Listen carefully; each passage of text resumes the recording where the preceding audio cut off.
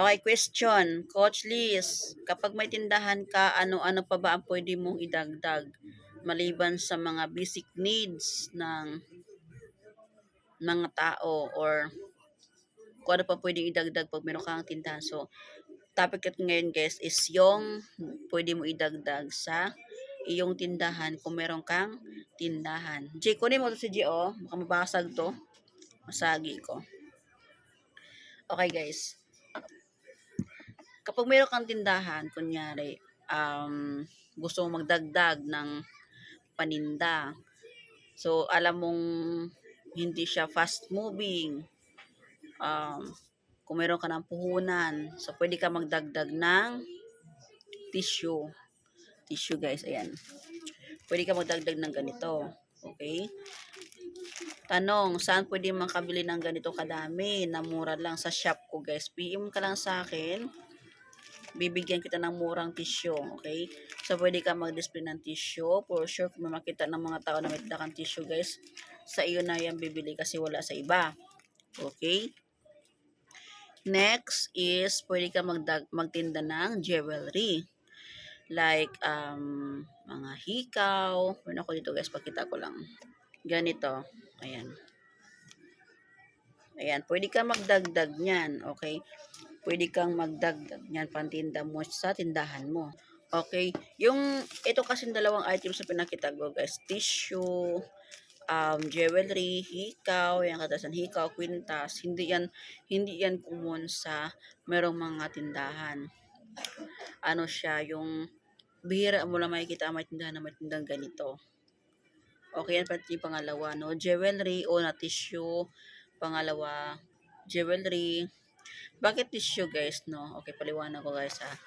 Kasi ngayon kasi sa panahon ngayon napapansin ko, totoo lang ha, real talk lang guys ha. Napapansin ko ngayon hindi na uso ang panyo. Ang uso guys is tissue na lang. Even ako, hindi ako mahilig sa tissue. Ay, hindi ako mahilig sa panyo kasi nga po ang panyo yung baga naiiwanan ko siya tapos siyempre tayo matambad na maglaba pag may tindahan ka tamad ka na maglaba everyday. Tapos ang panyo, ang pangit naman pag magpanyo ka na hindi planchado. Maganda kasi yung panyo guys na bagong laba, may naka-downy, tapos naka-plancha siya. Yung talagang as in tumitigas sa plancha ang bango nun. So lahat yung time sa ganun guys. Sa panahon ngayon, parang ang kadalasan ginagamit ng mga tao is tissue na lang. Yung ganong tissue guys. Ganito. Yung ganong klaseng tissue. Ganyan na lang ang ginagamit ng kadalasan ng mga tao. Okay. So, kung alam nila na may tissue ka, so, bibili doon na sa ipupunta ang mga tao kasi meron kang tissue. At pagdating naman sa hikaw, guys, ayan, jewelry, hikaw. For sure na maraming bibili sa iyo yan. Hindi naman siya gaano mabilihin kasi hindi siya basic needs, no? Pero, kapag makita ng mga tao na meron kang display dyan na hikaw, makikita nila yan na, ay, maganda to, pag-iipunan ko yan. Or either na bibilhin na nila agad yung hikaw na yun, lalo pong maganda. Siyempre, kung ikaw lang merong ganon sa tindahan dyan, sa palapit sa'yo, so bibili at bibili talaga yung mga yan. Lalo na kung may mga quality yung iyong mga tindang hikaw. Itong mga hikaw ko guys, Bangkok Gold tsaka Thailand Gold po yan. Okay, hindi po yan mag-fade.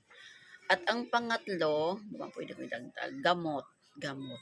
Hindi lahat ng tindahan na may kumpletong gamot. Ako meron kong gamot ito, pero hindi ko masasabing kumpleto kasi may mga customers talaga na naghanap sa akin like Garden. Hindi ko alam kung saan mabibili ang Garden guys kasi pag natanong ko sa Mercury ang Garden, generic lang is may pinamig kasi sinasabi nila.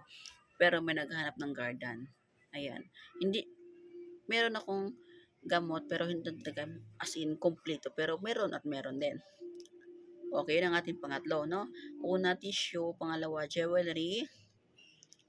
Pangatlo, gamot. Ano pa ba? Alak. Ayan, pwede ka mag-display ng alak dyan. Ang alak kasi guys, hindi naman siya sabi na mabilis mabenta. Hindi, meron kasing area na hindi fast moving yung alak. So mag-display ka lang ng pantatlo-tatlo, lalo na dun sa mga ganyang alak na mamahal. Yung mahal talaga, mahal ang ano niyan, mahal ang punan diyan. So, mag-display ka ng tatlo or kung kahit dala-dalawa lang.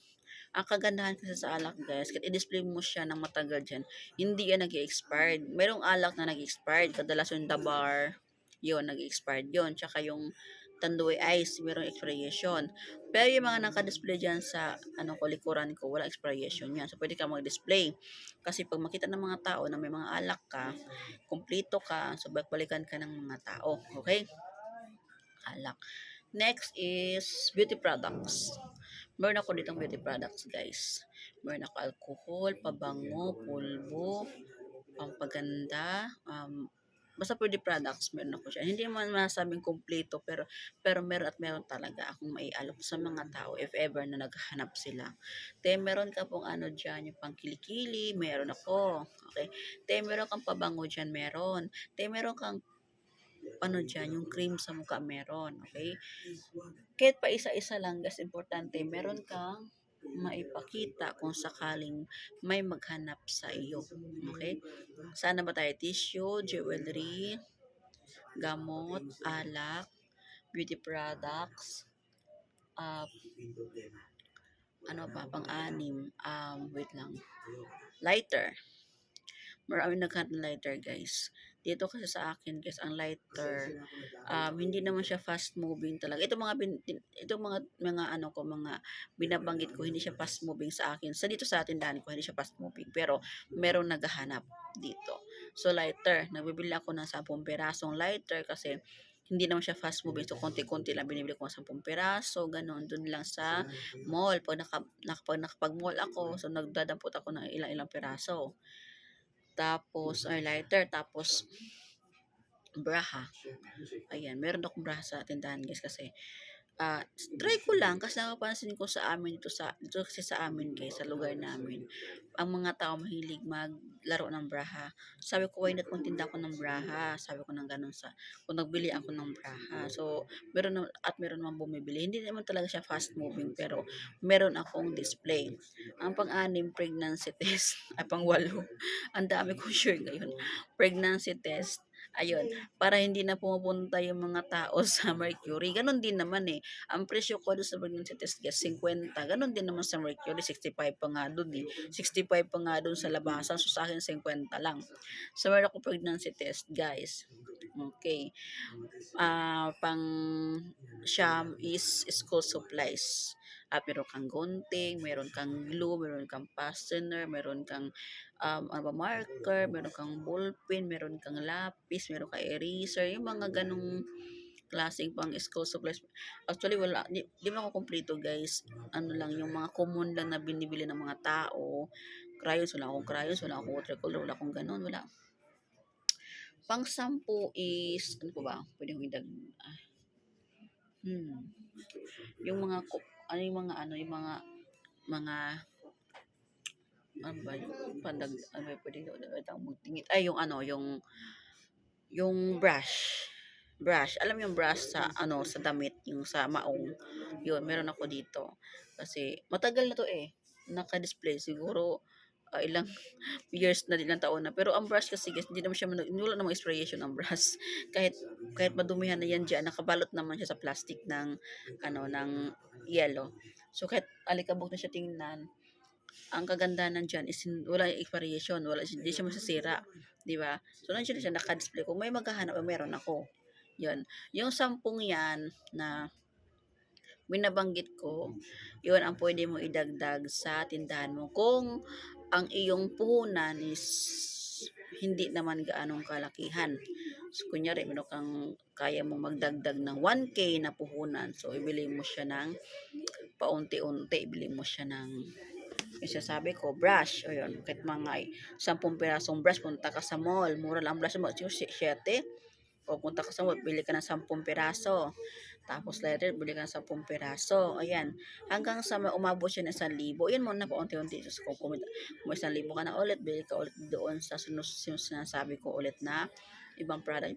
Padagdag. So, kung meron ka namang malaking puhunan, ang maano ko lang, ang ma-share ko lang na sa malaking puhunan, siguro pwede ka magdagdag ng window machine. Halimbawa, ikaw mismo may-ari ng ng kuryente nyo. So, pwede ka magdagdag ng coffee bendo. Ako gusto ko yun guys, kaso nga lang, itong aming kuryente, hindi naman sarili namin. Kaya, kapag talagang usapang kuryente talaga, 24/7 na kasaksak, hindi ako, atras ako, kasi hindi naman ang kuryente kasi hindi amin. Kinakatap lang po kami sa magulang ng mister ko. Siyempre, kahit magulang yun ng mister ko guys, hindi pa rin amin. Iba kasi yung sa iyo eh. So, ayaw ako. Gustong gusto ko pero saka na muna. Ayaw muna. Maganda yung window machine ngayon, yung coffee window machine kasi lalo na yung mga taong nag-AML, di natutulog yung mga yan eh. Yan, pwede lang pupunta doon sa bahay nyo or sa labas ng bahay nyo, nandiyan ang coffee window mo, o di ba? Sa passive income din po yan guys, no? So yun lang, kung malaki-laki yung punan na kaya mong ilabas. So yun guys, yung mga binanggit ko na pwede mong i-add sa tindahan mo kung wala ka pang ganun, so pwede mo siyang i-add. Kumbaga, isipin mo na lang siya kung anong pwede mong i-add. Basta yung mga product na wala expiration.